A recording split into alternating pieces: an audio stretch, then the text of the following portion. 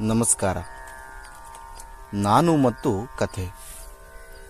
ಕಥೆಯ ಶೀರ್ಷಿಕೆ ಹೀಗೊಂದು ಬಸಿರು. ಬರೆದವರು ಚಾರುದತ್ತ ಹಾ ದೇಸಾಯಿ. ಕಥೆ ಹೀಗೊಂದು ಬಸಿರು. ದಾಂಪತ್ಯದ ಸಾಂಗತ್ಯದಲ್ಲಿ 2 ವರ್ಷಗಳು ಸರಿದದ್ದು ಹೇಗೆ ಎಂದು ತಿಳಿಯಲಿಲ್ಲ. ಸರಸವಾಡುತ್ತಾ ಸುರತದಲ್ಲಿ ರಮಿಸುವಾಗ, ಆನಂದ ಕಾರಂಜಿಯಂತೆ ಪುಟಿದೇಳುವಾಗ ಒಂದು ಮೊಗ್ಗು ಮಡಿಲಲ್ಲಿ ಮೊಳೆತದ್ದು ವಾಂತಿ ಬಳಲಿಕೆಯಾಗಿ ಡಾಕ್ಟರ್ ಬಳಿ ಹೋದಾಗಲೇ ತಿಳಿದದ್ದು. ದಾಂಪತ್ಯದ ಆಯಾಮವನ್ನು ಅನುಭವಿಸುತ್ತಾ ಈಗ ನಡೆಯುವ ಕ್ರಮ ರೂಢಿಯಾಗುವವರೆಗೆ ಬಹಳ ಮುಜುಗರವೆನಿಸುತ್ತಿತ್ತು. ಗರ್ಭದಲ್ಲಿ ಮಗುವನ್ನು ಪೋಷಿಸುವ ಪರಿ ಹೇಗೆಂದು ಹಲವಾರು ಪುಸ್ತಕಗಳನ್ನು ಓದಿದ್ದೆ, ಅನುಭವಿಕರನ್ನು ಕೇಳಿದ್ದೆ. ಮಗುವಿನ ಬಗ್ಗೆ ಚೆನ್ನಾಗಿ ಆಲೋಚನೆಗಳನ್ನು ಮಾಡುತ್ತಾ ಹಾಯಾಗಿ ಸುಖವಾಗಿದ್ದೆ.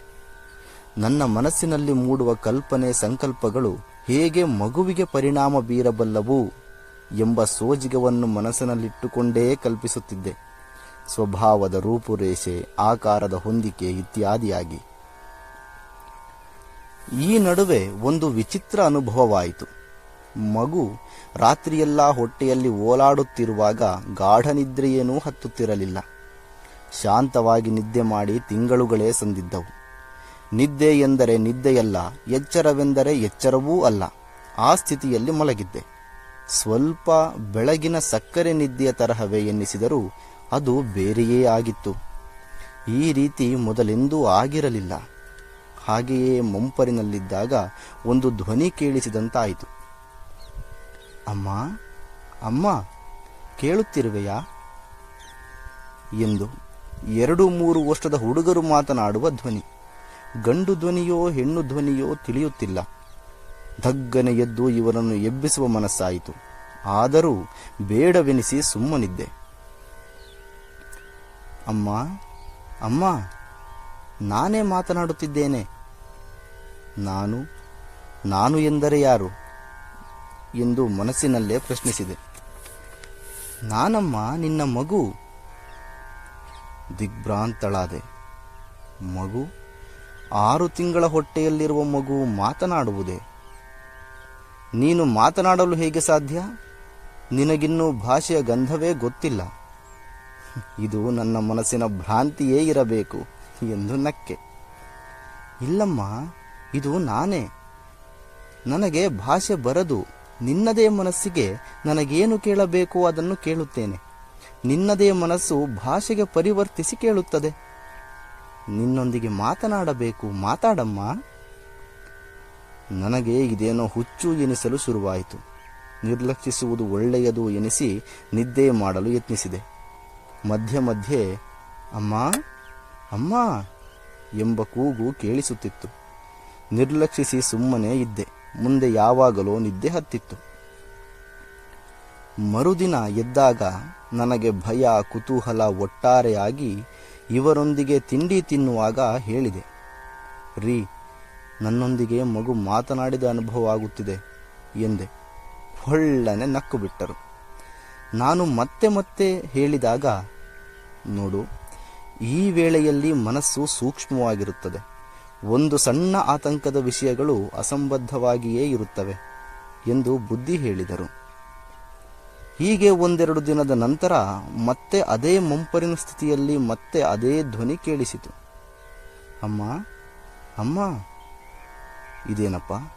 ನಾನೇನು ಆ ಬಗ್ಗೆ ಯೋಚಿಸದೇ ಇದ್ದರೂ ಯಾಕೆ ಮತ್ತೆ ಈ ಧ್ವನಿ ಕೇಳಿಸಬೇಕು ಎನ್ನಿಸುತ್ತಿತ್ತು.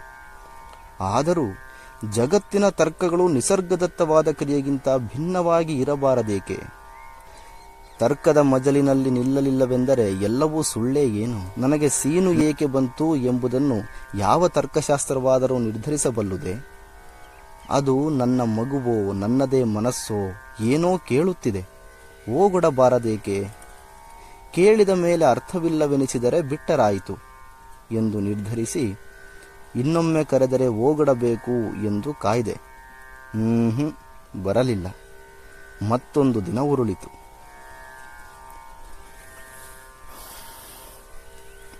ಮಧ್ಯಾಹ್ನ ಊಟವಾದ ಮೇಲೆ ಸುಮ್ಮನೆ ಮಲಗಿದ್ದೆ. ಮತ್ತೆ ಅದೇ ಧ್ವನಿ. ಅಮ್ಮ, ಅಮ್ಮ. ಓ, ಕೇಳುತ್ತಿದ್ದೇನೆ. ಅಮ್ಮ, ನನ್ನ ಮೇಲೆ ಕೋಪವೋ?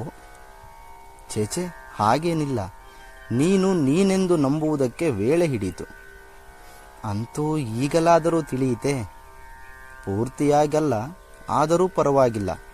ಮಗುವೋ ಮನಸ್ಸೋ ಏನೋ ನನ್ನದೇ ಒಂದು ಅಂಗ ಕೇಳುತ್ತಿದೆ ಎಂದುಕೊಂಡಿದ್ದೇನೆ. ಅಷ್ಟಾದರೂ ಸಾಕು. ಅಂತೂ ನಿನ್ನೊಂದಿಗೆ ಸಂಪರ್ಕ ಸಾಧಿಸಿಬಿಟ್ಟೆ. ಯಾಕಪ್ಪ, ಅಂಥದ್ದೇನಿತ್ತು? ಜಗತ್ತಿನಲ್ಲಿ ಯಾವ ತಾಯಿಗೂ ಇಲ್ಲದ ಸಂಪರ್ಕ ನನ್ನೊಂದಿಗೆ? ಇಲ್ಲಮ್ಮ, ಎಲ್ಲ ಚೇತನಗಳು ಬೆಳೆಯುವಾಗ, ದೇಹದೊಂದಿಗೆ ಬೆಸೆಯುವಾಗ ಪೋಷಕ ಮನಸ್ಸಿನೊಂದಿಗೆ ಸಂಪರ್ಕದಲ್ಲಿರುತ್ತವೆ. ಕೆಲವರು ಅನುಭವಿಸುತ್ತಾರೆ, ಉಳಿದವರು ನಿರ್ಲಕ್ಷಿಸುತ್ತಾರೆ. ಅವರವರ ಮಾನಸಿಕ ಸ್ಥಿತಿಯನ್ನು ಅವಲಂಬಿಸಿರುತ್ತವೆ. ಆಯಿತು, ಸಂಪರ್ಕವೇನೋ ಆಯಿತು, ಮುಂದೆ ಏನು? ನನಗೆ ನಿದ್ದೆ ಸರಿಯಾಗಿ ಆಗ್ತಿಲ್ಲ ಮರಿ. ನಿದ್ದೆಯಲ್ಲೂ ನಿನ್ನೊಂದಿಗೆ ಮಾತನಾಡುತ್ತಾ ಕುಳಿತರೆ ಒಮ್ಮೆ ತಲೆ ತಿರುಗಿ ಬೀಳುತ್ತೇನೆ ಅಷ್ಟೆ. ಅಮ್ಮ, ನನಗೊಂದಷ್ಟು ಪ್ರಶ್ನೆ ಕೇಳುವುದಿದೆ. ಉತ್ತರಿಸುವೆಯಾದರೆ ಮುಂದೆ ನಿನ್ನ ನಿದ್ದೆ ಕೆಡಿಸುವುದಿಲ್ಲ. ಹೌದೇ? ಇನ್ನೂ ಹುಟ್ಟಿಯೇ ಇರದ ನಿನಗೂ ಪ್ರಶ್ನೆಗಳೇ? ಆಯಿತು, ಕೇಳು. ತಿಳಿದಿದ್ದರೆ ಹೇಳುತ್ತೇನೆ. ತಿಳಿಯದಿದ್ದರೂ ತಿಳಿದುಕೊಂಡು ಹೇಳಬೇಕು ಮಾತೆ. ನೀನೊಬ್ಬಳೇ ನನಗೆ ಹೇಳಬಲ್ಲವಳು. ಆಯಿತು, ಪ್ರಯತ್ನಿಸುತ್ತೇನೆ. ಪ್ರಶ್ನೆಯನ್ನಾದರೂ ಕೇಳು. ನೀವು ದಾಂಪತ್ಯದಲ್ಲಿ ಆಡಿದ ಆಟದಲ್ಲಿ ಯಾವುದೇ ಯೋಜನೆ ಇಲ್ಲದೆ ನಮ್ಮಂಥ ಮೊಗ್ಗುಗಳನ್ನು ಪಡೆಯುವುದರಲ್ಲಿ ಅನಪೇಕ್ಷಿತ ಅನಿರೀಕ್ಷಿತ ಫಲ ಪಡೆಯುವ ಕೃತಾರ್ಥತೆ ಏನಿದೆ? ನಮ್ಮನ್ನು ಯಾಕಾಗಿ ಭೂಮಿಗೆ ಇಳಿಸುತ್ತೀರಿ, ಯಾವ ಪೂರ್ವಭಾವಿ ಯೋಜನೆ ಇಲ್ಲದೆ? ಇಷ್ಟು ಪುಟ್ಟ ಜೀವಕ್ಕೆ ಇಷ್ಟು ಗಂಭೀರ ಪ್ರಶ್ನೆ ಊಹಿಸಲೂ ಆಗಲಿಲ್ಲ.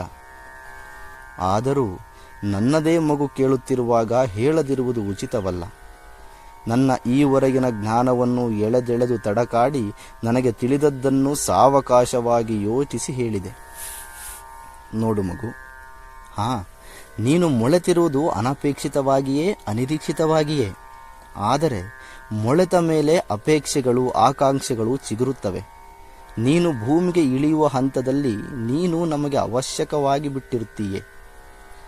ಜೀವಿಗಳು ಯೋಜನಾರಹಿತವಾಗಿ ಯಾರಿಗೂ ಗೊತ್ತಾಗದೆ ಸ್ವತಂತ್ರವಾಗಿ ಮುಕ್ತವಾಗಿ ಮೊಳೆದು ಅರಳುವುದು ಸೃಷ್ಟಿಯ ನಿಯಮ. ಆದರೂ ಅಮ್ಮ, ನನ್ನ ಭಾರವನ್ನು ಈ ರೀತಿ ಹೊತ್ತು ಏದುಸಿರು ಬಿಟ್ಟು ಕೆಲಸ ಮಾಡಲೂ ಆಗದೆ ಬಿಡಲೂ ಆಗದೆ ಹೆರಿಗೆಯ ವೇಳೆ ಸಂತಾಪಪಟ್ಟು ಆರೈಕೆ ಮಾಡಿಕೊಂಡು ಮತ್ತೆ ಮೆಲ್ಲನೆ ಸಹಜಕ್ಕೆ ಬರುವ ತೊಂದರೆ ಬೇಕಿತ್ತೆ? ಅಪ್ಪನನ್ನು ನೋಡು, ಅದಾವ ಶ್ರಮವೂ ಇಲ್ಲದೆ ಹೇಗೆ ಇದ್ದಾನೆ. ನಿನಗೇಕೆ ಬೇಕಿತ್ತು ಇದೆಲ್ಲ? ನನಗೆ ಈ ಪ್ರಶ್ನೆಗಳು ಉತ್ತರಿಸುವುದು ಕಷ್ಟವಾಯಿತು. ಒಂದೆರಡು ದಿನವಾಯಿತು. ಪ್ರಶ್ನೆಗೆ ಉತ್ತರ ಕೊಡಬೇಕಿತ್ತು. ಒಮ್ಮೆ ಹೇಳಿದೆ, ಸ್ತ್ರೀಗೆ ಈ ಅನುಭವ ನಿಸರ್ಗಜನ್ಯವಾದದ್ದು. ಪುರುಷ ಎಂದೆಂದೂ ಬಸಿರಾಗುವ, ಹೊಟ್ಟೆಯಲ್ಲಿ ಮಗು ಓಲಾಡುವ ಪ್ರಸವದ ಬಿಗಿತ, ನೋವು, ಆಯಾಸ ಹಾಗೂ ನಂತರದ ಶಾಂತ ದೇಹ, ಶಾಂತ ಮನಸ್ಸು, ಹಾಲುಣಿಸುವ ಸೊಗಸು, ಈ ಅನುಭವವನ್ನು ಪಡೆಯಲಾರ. ಹಕ್ಕಿ ಏಕೆ ಕಷ್ಟಪಟ್ಟು ರೆಕ್ಕೆ ಬಡಿದು ಹಾರಬೇಕು? ಏಕೆಂದರೆ ಅದು ಹಾರಬೇಕು. ಹಾರಬೇಕಾದರೆ ರೆಕ್ಕೆ ಬಡಿಯಲೇಬೇಕು. ಅದು ಕಷ್ಟವೇ ಅಲ್ಲ. ರೆಕ್ಕೆ ಇದ್ದ ಮೇಲೆ ಬಡಿಯುವ ಶಕ್ತಿಯೂ ಇದ್ದೇ ಇರುತ್ತದೆ. ರೆಕ್ಕೆ ಇಲ್ಲದ ಜಿಂಕೆ ಹಕ್ಕಿಯನ್ನು ನೋಡಿದರೆ ಅದು ಕಷ್ಟಪಡುತ್ತಿದೆ ಎನಿಸುವುದು. ಒಮ್ಮೆ ಹಾರುವ ಮೋಜು ಗೊತ್ತಾದರೆ ಬಲ, ಉತ್ಸಾಹ ತಾನೇ ಬರುತ್ತವೆ. ಹೀಗಾಗಿ ನಿನ್ನನ್ನು ಭೂಮಿಗೆ ಇಳಿಸುವ ಜವಾಬ್ದಾರಿ ಕಷ್ಟವೇನೂ ಅಲ್ಲ, ಹೊಸದು ಅಷ್ಟೇ. ಮಗು, ತಂದೆಯಾಗುವುದು ಸುಲಭ, ತಂದೆಯಾಗಿ ವರ್ತಿಸುವುದು ಕಷ್ಟ. ತಾಯಿಯಾಗುವುದು ಕಷ್ಟ, ತಾಯಿಯಾಗಿ ವರ್ತಿಸುವುದು ಸುಲಭ. ಹೀಗಾಗಿ ನಾವು ಏನಾದರೂ ಆಗಬೇಕಾದರೆ ಪ್ರಯತ್ನ ಬೇಕೇ ಬೇಕು. ನೀನು ಭೂಮಿಗೆ ಬಂದರೂ ಬೆಳೆಯಲು ಕಷ್ಟಪಡಲೇಬೇಕು. ಬೆಳೆಯುವ ಆಸೆ ನಿನ್ನಲ್ಲಿದ್ದರೆ ಮಾಡುವ ಕೆಲಸ ಕಷ್ಟವೆನಿಸಲಾರದು. ಹೀಗಾಗಿ ಎಲ್ಲರ ಪ್ರಯತ್ನಗಳೂ ಏನಾದರೂ ಆಗುವ ನಿಟ್ಟಿನಲ್ಲಿವೆ. ಯಾರಿಗೂ ಪಡುತ್ತಿರುವ ಪ್ರಯತ್ನಗಳು ಕಷ್ಟ ಎನ್ನಿಸಿಯೇ ಇಲ್ಲ, ತಿಳಿಯಿತೆ ಎಂದು ಏನೇನೋ ಹೇಳಿದೆ. ಇಂಥ ವಾಕ್ಯಗಳನ್ನು ನಾನು ಇಲ್ಲಿಯವರೆಗೂ ವ್ಯಾಖ್ಯಾನಿಸಿಯೇ ಇರಲಿಲ್ಲ. ನನ್ನ ಮಗುವಿಗೆ ತಿಳಿಸಿ ಹೇಳಬೇಕು ಎನ್ನುವ ಭರದಲ್ಲಿ ಶಬ್ದಗಳು ತಾವಾಗೇ ಹೊಂದಿ ಬಂದು ವ್ಯಾಖ್ಯಾನಿಸಿದ್ದವು. ನಾನು ನನ್ನಷ್ಟಕ್ಕೆ ನಾನೇ ಚಕಿತಳಾಗಿದ್ದೆ ನನ್ನ ವ್ಯಾಖ್ಯಾನದ ಬಗ್ಗೆ. ಮತ್ತು ಒಂದೆರಡು ದಿನ ಮಗು ಮಾತಾಡಲಿಲ್ಲ. ಆಮೇಲೆ ಒಂದು ದಿನ ಮತ್ತೆ ಕೇಳಿತು, ನಿನ್ನ ಆಸರೆಯಲ್ಲಿ ನಾನಿದ್ದು ನೋವು ಕೊಟ್ಟು ಹೊರಗೆ ಬರುವಾಗ ಮತ್ತೆ ನಿನಗೆ ಯಾತನೆ ಕೊಟ್ಟು ನಾನೂ ಯಾತನೆ ಪಟ್ಟು ಅಳಬೇಕು, ಆಮೇಲೆ ಜಗತ್ತನ್ನು ಅರಿಯಬೇಕು, ಜಾತಿಯ ರಾಜಕೀಯದ ಮತಗಳ ಗುಲಾಮನಾಗಬೇಕು, ಹೊಟ್ಟೆ ಹೊರೆಯುವುದನ್ನು ಕಲಿಯಬೇಕು, ದುಡಿಯಬೇಕು, ನೆಮ್ಮದಿಗಾಗಿ ಹುಚ್ಚನಂತೆ ಅಲ್ಲಲ್ಲಿ ಅಲೆಯಬೇಕು, ಯಾರ್ಯಾರದೋ ಆಟಕ್ಕೆ ದಾಳವಾಗಬೇಕು, ಬೀಳಬೇಕು, ಏಳಬೇಕು, ಇದೆಲ್ಲ ಏಕಮ್ಮ ನಾನು ಮಾಡಬೇಕು? ಯಾಕಾಗಿ? ಈ ಮಗು ಯಾಕಾದರೂ ಇಂಥ ಪ್ರಶ್ನೆ ಕೇಳುತ್ತದೋ ಏನೋ ಇರಲಿ ಎಂದು ಮೊದಲು ಹೂ ಅಂದದ್ದೇ ತಪ್ಪಾಯಿತು. ಒಂದೊಂದು ಪ್ರಶ್ನೆಗೂ ನಾನು ತತ್ತರಿಸಿ ಹೋಗಿದ್ದೇನೆ.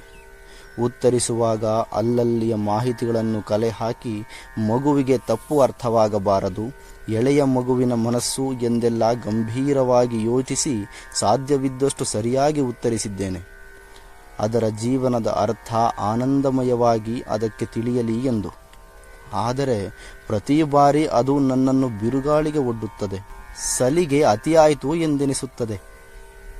ಆದರೂ ಹೇಳೋಣ ಎಂದು ಒಂದು 4 ದಿನದ ನಂತರ ಉತ್ತರಿಸಿದೆ. ನೀನು ಅರಳುವ ಹೂ. ಅರಳುವಾಗ ಗಿಡದ ಮೊನೆ ಬಿರಿಯುತ್ತದೆ. ಅದು ಗಿಡದ ಆರೋಗ್ಯಕ್ಕೆ ಯಾವ ಧಕ್ಕೆಯನ್ನೂ ತಾರದು. ಅದಕ್ಕೆ ಬಿರಿಯಲು ಬರುತ್ತದೆ. ಅದಕ್ಕೆ ನೀನು ಅಥವಾ ಯಾರೂ ಚಿಂತಿಸುವ ಅಗತ್ಯವಿಲ್ಲ. ನೀನು ಜಗತ್ತಿನಲ್ಲಿ ಬರುವುದು ನರಳುವುದಕ್ಕಲ್ಲ, ಯಾರ ಹಿಡಿತದಲ್ಲೂ ಸಿಲುಕಿ ಸಾಯುವುದಕ್ಕಲ್ಲ. ಬದಲಾಗಿ ನೀನೇ ಇಲ್ಲಿ ಬದುಕನ್ನು ಬದುಕಿ ತೋರಿಸಬೇಕಾಗಿದೆ, ನಿನ್ನದೇ ಆದ ಧಾಟಿಯಲ್ಲಿ.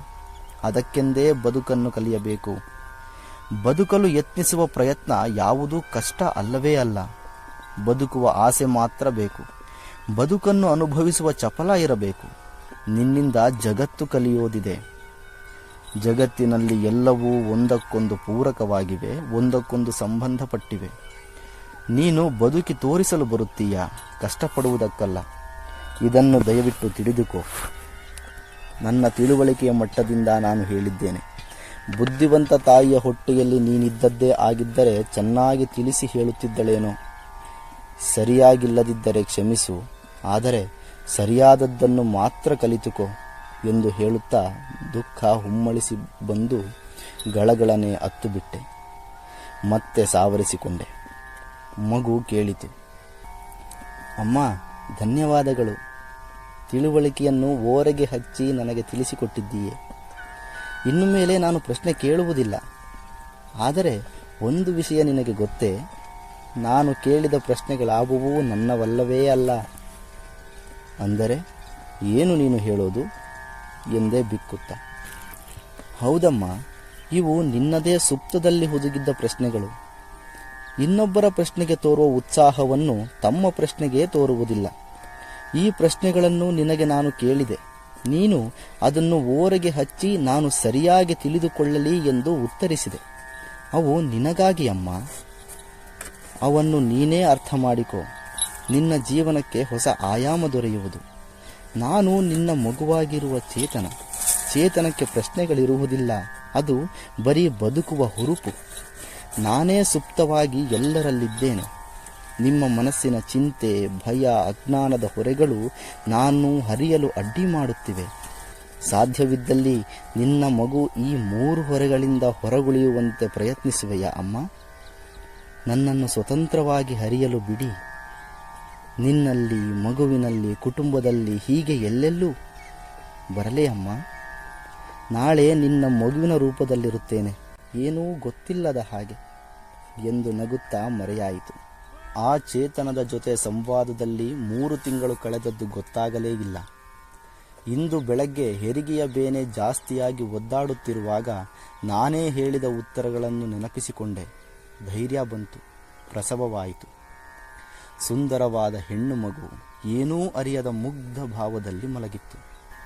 ನನಗೆ ಮಾತ್ರ ಅದರಲ್ಲಿ ಬದುಕುವ ಹುರುಪಿನ ಚೇತನ ಕಾಣಿಸುತ್ತಿತ್ತು.